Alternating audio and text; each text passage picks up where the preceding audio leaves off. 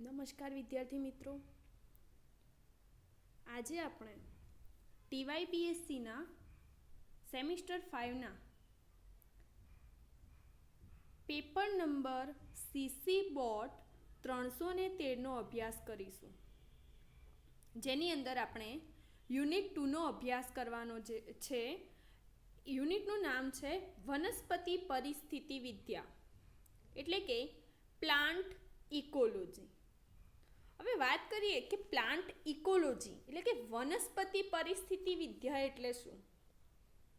જે ટર્મ જે છે ઇકોલોજી, એનો અર્થ શું થાય છે? તો વાત કરીએ કે કોઈ એક પર્યાવરણમાં વસનારા સજીવો હોય, જે કોઈ એક પર્યાવરણમાં વસનારા સજીવો પરસ્પર અને એમના પર્યાવરણ સાથે ગાઢ રીતે સંકળાયેલા હોય છે. એટલે કે કોઈ પર્યાવરણ હોય, એ પર્યાવરણમાં વસનારા સજીવો જે છે એ એકબીજા સાથે તથા એમના પર્યાવરણ સાથે ગાઢ રીતે સંકળાયેલા હોય છે. એટલે કે એ એવું કહી શકીએ આપણે કે એ સ્વતંત્ર નથી. એ જે સજીવો જે છે એ સ્વતંત્ર નથી, પરંતુ એકબીજા પર આધારિત છે. હવે જો કોઈ સજીવો જે છે એમનું દરેકનું પોતપોતાનું પર્યાવરણ હોય છે, બરાબર? તો એ જે સજીવો જે છે એ એકબીજા સાથે તેમજ એમના પર્યાવરણ સાથે ગાઢ રીતે સંકળાયેલા હોય છે. તો આ પ્રકારનો જે પારસ્પરિક સંબંધ હોય, તો આ પ્રકારના પારસ્પરિક સંબંધોના વિજ્ઞાનને પરિસ્થિતિ વિદ્યા કહેવાય છે. એટલે કે આપણે એનો જે પારસ્પરિક સંબંધોનો અભ્યાસ જે કરીએ છીએ, એટલે કે કોઈ પણ સજીવોનું એમના પર્યાવરણ સાથે પરસ્પર રીતે ગાઢ સંબંધ જે હોય છે, ના અભ્યાસને પરિસ્થિતિ વિદ્યા તરીકે ઓળખવામાં આવે છે. હવે જે આ ઇકોલોજી શબ્દ જે છે, ઇકોલોજી શબ્દ એ બે ગ્રીક શબ્દ પરથી આવ્યો છે. એક છે ઓઇકોસ, એટલે કે એનું અર્થ જે છે એ ઘર થાય, અને ઘર અથવા તો વસવાટ કહી શકીએ. અને લોગોસ, તો એનો મતલબ થશે અભ્યાસ. એટલે કે આમ કહી શકીએ કે જે પરિસ્થિતિ વિદ્યા જે છે એ સજીવો અને તેમના વસવાટ વચ્ચેના પારસ્પરિક સંબંધ દર્શાવતું વિજ્ઞાન છે. એટલે કે જે પરિસ્થિતિ વિદ્યા જે છે એ સજીવો અને તેમના વસવાટ વચ્ચેના પારસ્પરિક સંબંધ દર્શાવતું વિજ્ઞાન છે. હવે આપણે એની અંદર ટોપિકનો અભ્યાસ કરીશું. તો આપણે એની અંદર સૌપ્રથમ ટોપિક જે ભણીશું એ છે આબોહવાકીય પરિબળો. આપણો ફર્સ્ટ ટોપિક જે છે એ છે આબોહવાકીય પરિબળો, એટલે કે ક્લાઇમેટિક ફેક્ટર્સ. હવે ક્લાઇમેટિક ફેક્ટર્સની અંદર કયા કયા પરિબળોનો સમાવેશ થાય છે? તો એક તો સૌપ્રથમ જે છે એ વાત કરીએ કે જે ખૂબ જ ઉપયોગી કહી શકીએ અથવા તો મહત્વનું એવું પરિબળ આવે છે પ્રકાશ. બીજું જે છે એ છે ઉષ્ણતામાન, એટલે કે તાપમાન. તો પરિસ્થિતિ વિદ્યામાં આબોહવાકીય પરિબળો તો ઘણા બધા છે, પણ એની અંદર આપણે અભ્યાસ કરવાનો છે પ્રકાશ અને તાપમાનનો. તો સૌપ્રથમ આપણે આબોહવાકીય પરિબળ ક્લાઇમેટિક ફેક્ટર્સમાં લાઇટ એટલે કે પ્રકાશનો અભ્યાસ કરીશું. હવે વાત કરીએ પ્રકાશ, લાઇટ, જે આબોહવાકીય પરિબળ છે અને ખૂબ જ મહત્વનું પરિબળ છે. એમાં આપણે આજે પ્રકાશનો અભ્યાસ કરીશું. તો સૌપ્રથમ તો વાત કરું કે જીવનતંત્ર આજે જે પ્રકારે અસ્તિત્વ ધરાવે છે તે પ્રકારનું અસ્તિત્વ પ્રકાશ વિના શક્ય નથી. હવે જો આજે જે જીવનતંત્ર જે છે એ જે અસ્તિત્વ ધરાવે છે, તમે વિચારી શકો છો કે પ્રકાશ વિના જે છે એ શક્ય જ નથી. એટલે કે જે જીવનતંત્ર જે છે એનું અસ્તિત્વ પ્રકાશ વિના શક્ય નથી. હવે વાત કરીએ કે જે પ્રકાશ જે છે એ પ્રકાશ પૃથ્વીના વિસ્તૃત વિસ્તારો પર એક સરખી રીતે પથરાતો હોવાથી વનસ્પતિ સમાજના ઘડતર પર તેનો ખાસ પ્રભાવ નથી જણાતો. આમ છતાં કેટલાક વિશિષ્ટ વિસ્તારોમાં પ્રકાશની અગત્ય અવશ્ય વધી જાય છે. હવે તો તમે વિચારો કે જે અત્યારે જે જીવનતંત્ર જે ચાલી રહ્યું છે, સજીવો જે છે, આપણે છીએ, પ્રાણીઓ છે, પક્ષીઓ છે, વનસ્પતિઓ છે, એમનું જીવન પ્રકાશ વિના શક્ય છે ના, નથી, કેમ કે એ ખૂબ જ અગત્યનું પરિબળ છે.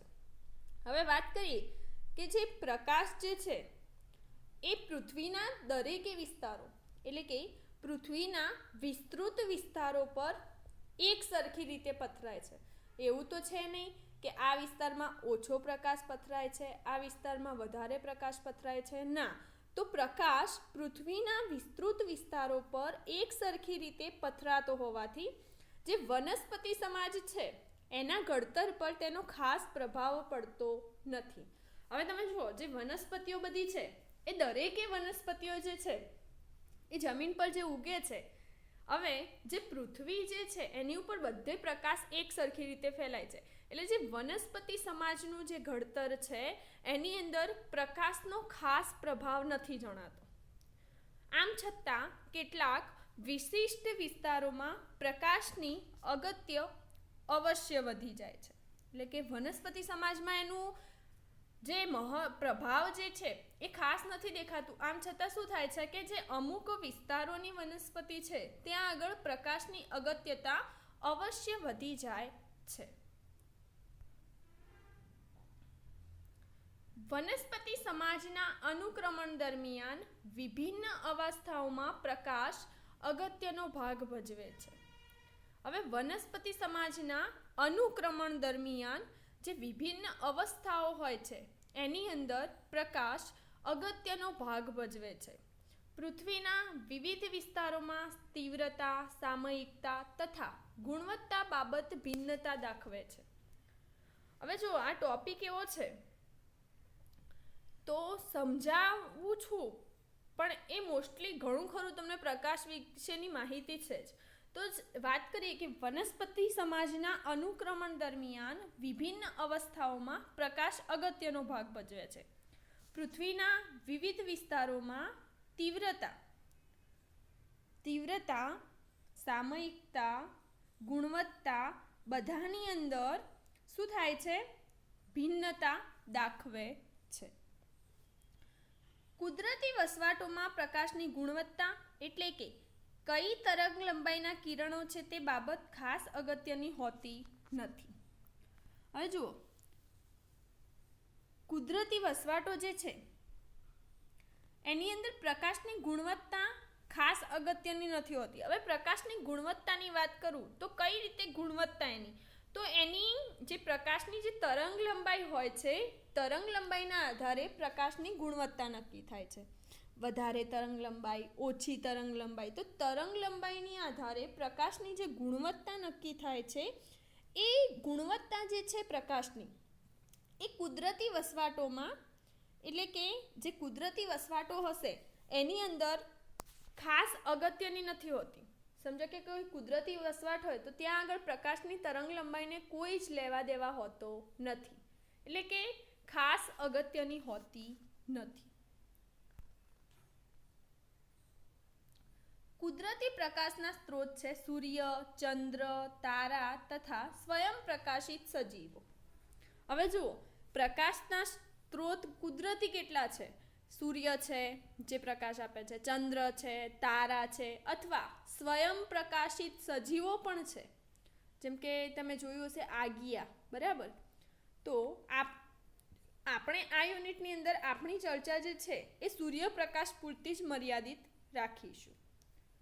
સૂર્યમાંથી પૃથ્વી પર વિદ્યુત ચુંબકીય વિકિરણ સ્વરૂપે પ્રકાશ આવે છે.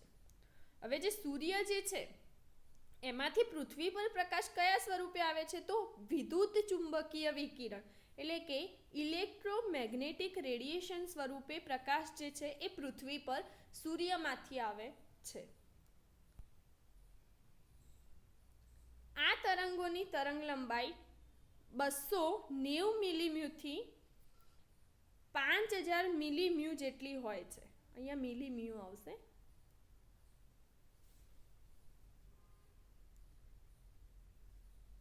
તો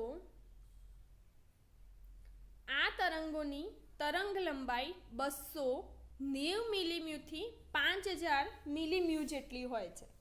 હવે જે આ વિદ્યુત ચુંબકીય વિકિરણ સ્વરૂપે પ્રકાશ આવશે પૃથ્વી પર, એ તરંગોની તરંગ લંબાઈ કેટલી હોય છે? તો 290 મિલીમ્યુથી 5000 મિલીમ્યુ જેટલી હોય છે. હવે વાત કરીએ કે 1 મ્યુ એટલે કેટલા, તો 1 મ્યુ બરાબર 1/1000 millimetre. 1 mu is equal to 1/1000 millimetre. તો તમારે આ વસ્તુ યાદ રાખવાની છે કે તરંગોની તરંગ લંબાઈ કેટલી હોય છે? તો 290થી 5000 મિલીમ્યુ. સૂર્યપ્રકાશના વિકિરણમાં અલ્ટ્રાવાયોલેટ કિરણો, દ્રશ્ય વર્ણપટ અને ઇન્ફ્રારેડ કિરણો સમાવાય છે. હવે જે સૂર્યપ્રકાશના વિકિરણો છે એમાં કયા કયા કિરણોનો સમાવેશ થાય છે? જે સૂર્યપ્રકાશ જે પડે છે એની અંદર કયા કયા કિરણો હોય છે? તો એક છે અલ્ટ્રાવાયોલેટ કિરણો, બીજું છે દ્રશ્ય વર્ણપટ જેને વિઝિબલ સ્પેક્ટ્રમ તરીકે ઓળખાય છે, અને ત્રીજું જે છે એ છે ઇન્ફ્રારેડ કિરણો. તો સૂર્યપ્રકાશના વિકિરણોમાં આ 3 કિરણોનો સમાવેશ થાય છે. પૃથ્વી પર આવતા પ્રકાશનો ફક્ત 39% ભાગ જ દ્રશ્ય વર્ણપટ છે. હવે જોઈએ કે જે 3 વિભાગોમાં જે કિરણો હોય છે એમાં કેટલા ભાગમાં એ વહેંચાઈ જાય છે. તો આપણે કીધું કે સૂર્યપ્રકાશના વિકિરણોમાં અલ્ટ્રાવાયોલેટ કિરણો, દ્રશ્ય વર્ણપટ અને ઇન્ફ્રારેડ કિરણો છે. બરાબર. હવે પૃથ્વી પર જે પ્રકાશ આવે છે એનો ફક્ત 39% ભાગ જ દ્રશ્ય વર્ણપટ છે. ફક્ત 39% ભાગ જ દ્રશ્ય વર્ણપટ છે. લગભગ 60% ભાગ ઇન્ફ્રારેડ કિરણો અને 1% ભાગ અલ્ટ્રાવાયોલેટ વિકિરણનો હોય છે. હવે તમે જુઓ, 39% દ્રશ્ય વર્ણપટ, ફક્ત 39% દ્રશ્ય વર્ણપટ, 60% ભાગ ઇન્ફ્રારેડ કિરણો અને 1% ભાગ અલ્ટ્રાવાયોલેટ વિકિરણનો હોય છે. એટલે કે જે 100% પ્રકાશના કિરણો જે છે એ 39% ભાગ દ્રશ્ય વર્ણપટ, 60% ભાગ ઇન્ફ્રારેડ કિરણો અને 1% ભાગ અલ્ટ્રાવાયોલેટ વિકિરણમાં વહેંચાઈ જાય છે. દ્રશ્ય વર્ણપટમાં 400 મિલીમ્યુથી 750 મિલીમ્યુની તરંગ લંબાઈના વિકિરણને સમાવાય છે. હવે વાત કરીએ કે જે દ્રશ્ય વર્ણપટ જે છે એની અંદર જે કયા તરંગ લંબાઈના વિકિરણોનો સમાવેશ થાય છે, તો દ્રશ્ય વર્ણપટમાં 400 મિલીમ્યુથી 750 મિલીમ્યુના તરંગ લંબાઈના વિકિરણને સમાવાય છે. દ્રશ્ય વર્ણપટ વિબગ્યોર તરીકે ઓળખાય છે. હવે આ શું છે વિબગ્યોર?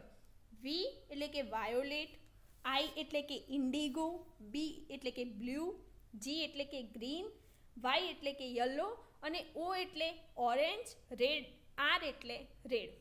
એટલે કે આપણે કહીએ છીએ ને સિમ્પલ ભાષામાં જાની, વાલી, પીના, રા. તો જે દ્રશ્ય વર્ણપટ છે એને વિબગ્યોર તરીકે ઓળખાય છે. Violet, Indigo, blue, green, yellow, orange, red, Jani, વાલી, પીનારા. આ પ્રકારે ક્રમિક રીતે તરંગ લંબાઈઓ રજૂ કરાય છે. હવે જે આ ક્રમ જે છે એ શેના આધારે છે? તો આ ક્રમ તરંગ લંબાઈના આધારે પાડવામાં આવ્યા છે. એટલે કે જેમ જેમ તરંગ લંબાઈ છે એ પ્રમાણે ક્રમ અનુસાર વિબગ્યોર તરીકે ઓળખાય છે. સૌથી ટૂંકી તરંગ લંબાઈ ધરાવતા કિરણો વાયોલેટ અથવા જાંબલી રંગના છે. સૌથી ટૂંકી તરંગ લંબાઈ ધરાવતા એટલે કે જે સૌથી ટૂંકી સૌથી ઓછી તરંગ લંબાઈ જે ધરાવે છે એ કિરણો જાંબલી રંગના છે.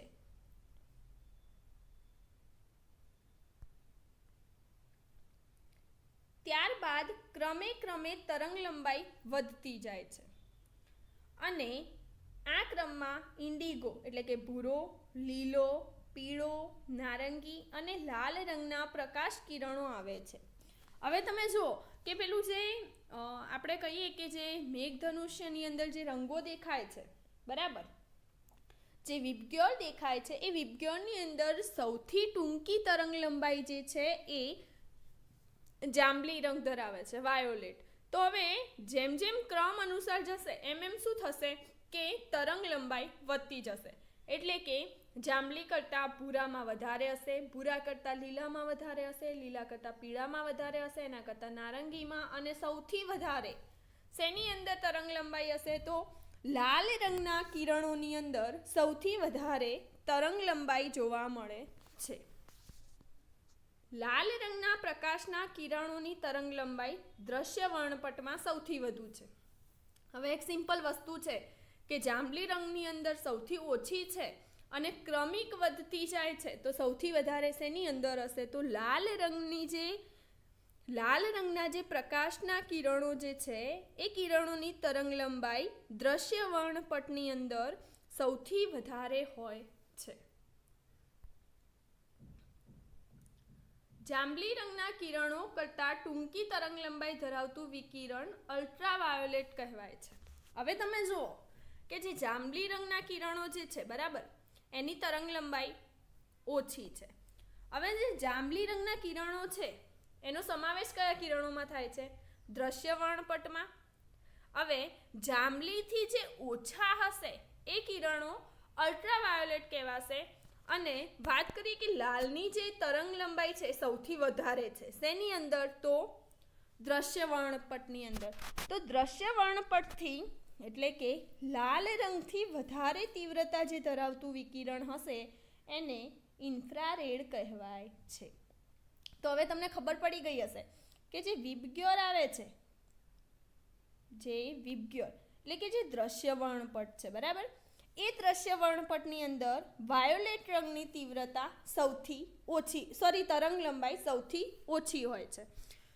રેડ રંગની જે તરંગ લંબાઈ જે છે એ સૌથી વધારે હોય છે. આ થઈ 7 જે છે એ છે દ્રશ્ય વર્ણપટ.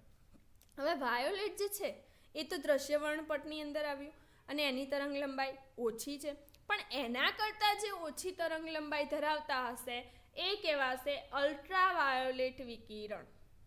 અને એ જ રીતે રેડ કલરથી વધારે તરંગ લંબાઈ જે ધરાવતા હશે એ કહેવાશે ઇન્ફ્રારેડ વિકિરણ. તો હવે તમને આઈડિયા આવી ગયો હશે કે જે પ્રકાશની જે તરંગ લંબાઈના આધારે જે 3 વિકિરણો પડે છે, દ્રશ્ય વર્ણપટ, અલ્ટ્રાવાયોલેટ વિકિરણ અને ઇન્ફ્રારેડ વિકિરણ, એ શેના આધારે ભાગ પડે છે? તો એની તરંગ લંબાઈને આધારે ભાગ પડે છે. પૃથ્વી પર પહોંચતા પ્રકાશના પ્રમાણનો આધાર મોસમ, અક્ષાંશ, રેખાંશ તથા વાતાવરણ પર રહે છે. હવે જુઓ, જે પૃથ્વી પર જે પ્રકાશ પડે છે, પૃથ્વી પર પ્રકાશ જે પહોંચે છે એના પ્રમાણનો આધાર શેની ઉપર હોય છે? મોસમ પર, અક્ષાંશ પર, રેખાંશ પર તથા વાતાવરણ પર રહે છે. હવે જોઈએ કે મોસમનું કઈ રીતે કહી શકીએ.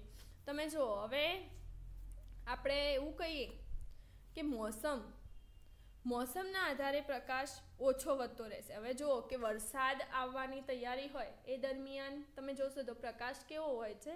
ઓછો હોય છે. તો એ રીતે જે મોસમ બદલાય છે અથવા વાતાવરણ બદલાય છે એ રીતે પ્રકાશના પ્રમાણનો આધાર રહે છે. સૃષ્ટિમાં દરેક સ્થળે કોઈને કોઈ પ્રકારના જીવનને પોષી શકે તેટલા પ્રમાણમાં તો પ્રકાશ મળે જ છે. હવે તમે જુઓ, સૃષ્ટિ જે છે એમાં દરેક સ્થળે કોઈને કોઈ પ્રકારના જીવનને પોષી શકે એટલા પ્રમાણમાં પ્રકાશ તો આપણને મળી રહે છે, બરાબર. આથી જીવન ઉત્તર ધ્રુવથી દક્ષિણ ધ્રુવ તરફ પથરાયેલું છે. આથી એવું કહી શકાય કે જે જીવન જે છે એ ઉત્તર ધ્રુવથી દક્ષિણ ધ્રુવ તરફ પથરાયેલું છે. બર્ફીલી સપાટી સુધી કેટલીક ફૂગ તથા લાઇકેન મળે છે. તો જે બર્ફીલી સપાટી હોય ત્યાં સુધી કેટલીક ફૂગ તથા લાઇકેન મળે છે.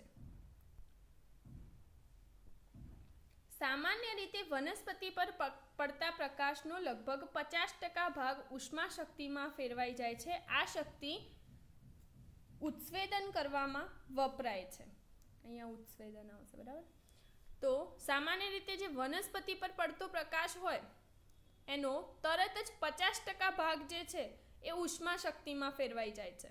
અને એ ઉષ્મા શક્તિ શેમાં વપરાશે?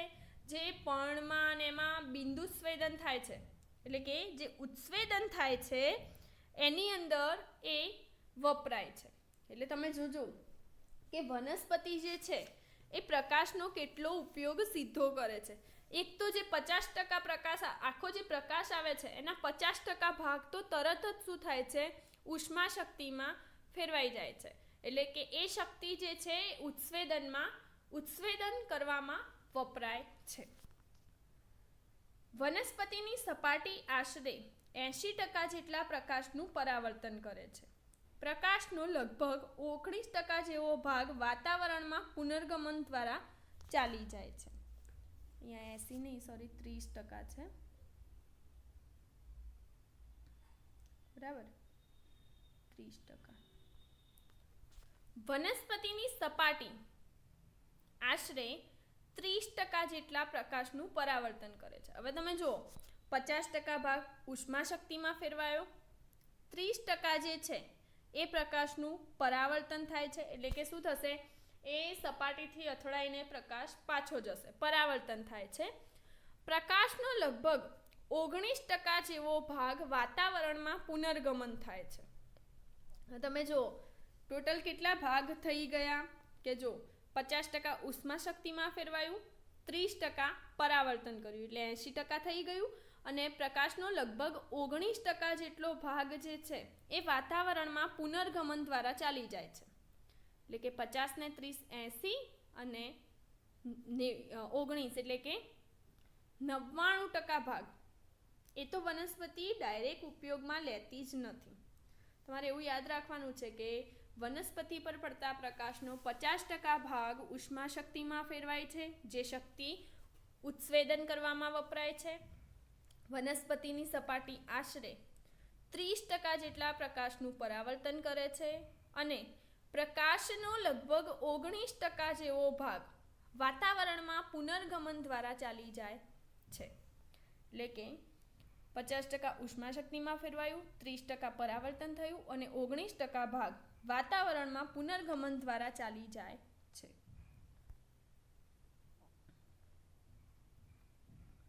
આમ જોઈ શકાશે કે વનસ્પતિ પર પડતા પ્રકાશનો 1% જેવો અલ્પ ભાગ જ ઉપયોગમાં લેવાય છે. તો હવે આપણે જોયું કે 99% ભાગ તો વનસ્પતિ ઉપયોગ કરતી નથી. શેનો? પ્રકાશનો. તો વનસ્પતિ પર પડતા પ્રકાશને 1% જેવો અલ્પ ભાગ જ ઉપયોગમાં લેવાય છે. એટલે કે વનસ્પતિ જે છે પ્રકાશનો માત્ર 1% જેટલો ભાગ ઉપયોગમાં લે છે. આ પ્રકાશની પણ બધી તરંગ લંબાઈ શોષાતી નથી. લીલા રંગના કિરણો શોષાતા નથી. હવે જુઓ, આ જે 1% ભાગ લેવાય છે ને ઉપયોગમાં, એમાં બધી તરંગ લંબાઈ નહીં શોષાય, કેમ કે લીલા રંગના કિરણો શોષાતા નથી. લાલ તથા ભૂરા રંગના કિરણોનું શોષણ વધુ પ્રમાણમાં થાય છે. હવે વનસ્પતિની અંદર જે પ્રકાશનો જે 1% ભાગ આવે છે એની અંદર બધી તરંગ લંબાઈનું શોષણ નથી થતું. એમાં જે લીલો છે એનું તો શોષણ બિલકુલ થતું નથી. લાલ તથા ભૂરા રંગના કિરણોનું શોષણ વધારે પ્રમાણમાં થાય છે. નીલ રસ 0.75 થી 0.45 ની તરંગ લંબાઈ શોષે છે. બરાબર.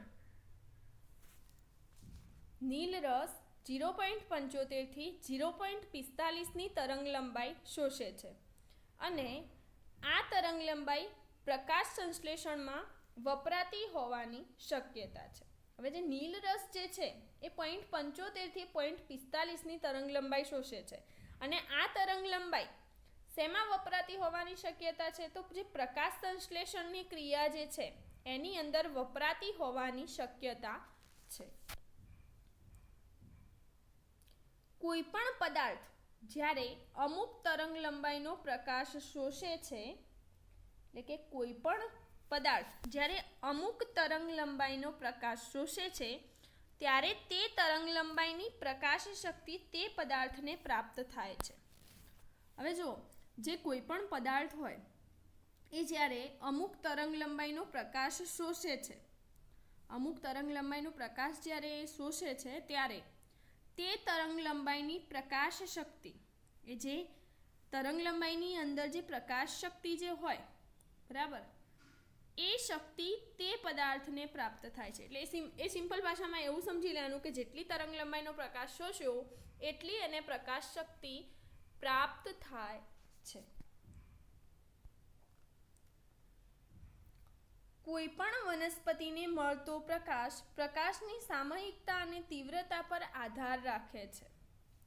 કોઈ પણ વનસ્પતિને મળતો પ્રકાશ પ્રકાશની સામયિકતા અને તીવ્રતા પર આધાર રાખે છે. હવે વનસ્પતિને પ્રકાશ જે મળે છે શેની ઉપર આધાર રાખે છે? તો સામયિકતા અને તીવ્રતા પર આધાર રાખે છે. શિયાળામાં લાલ પ્રકાશ વધુ પ્રમાણમાં અને ભૂરો પ્રકાશ ઓછા પ્રમાણમાં મળે છે. શિયાળામાં શું થાય છે કે લાલ પ્રકાશ જે છે, લાલ પ્રકાશ ઓછા પ્રમાણમાં, વધુ પ્રમાણમાં અને ભૂરો પ્રકાશ ઓછા પ્રમાણમાં મળે છે. તો શિયાળાની અંદર જ્યારે ઠંડીની સિઝન હોય છે ત્યારે લાલ પ્રકાશ વધુ પ્રમાણમાં મળે છે અને ભૂરો પ્રકાશ ઓછા પ્રમાણમાં મળે છે. તો આજે આપણે પ્રકાશ વિશેની ચર્ચા કરી, એટલે કે જે આબોહવાકીય પરિબળ છે. નેક્સ્ટ લેક્ચરની અંદર આપણે જે પ્રકાશનું પ્રમાણ જે છે એના ઉપર અસર કરતા પરિબળો તેમજ પ્રકાશની વનસ્પતિ પર કઈ કઈ અસરો થાય છે એનો અભ્યાસ કરીશું. આજના લેક્ચરની અંદર આપણે આટલે સુધી રાખીએ છીએ. નેક્સ્ટ લેક્ચરની અંદર આપણે એટલો અભ્યાસ કરીશું. Thank you.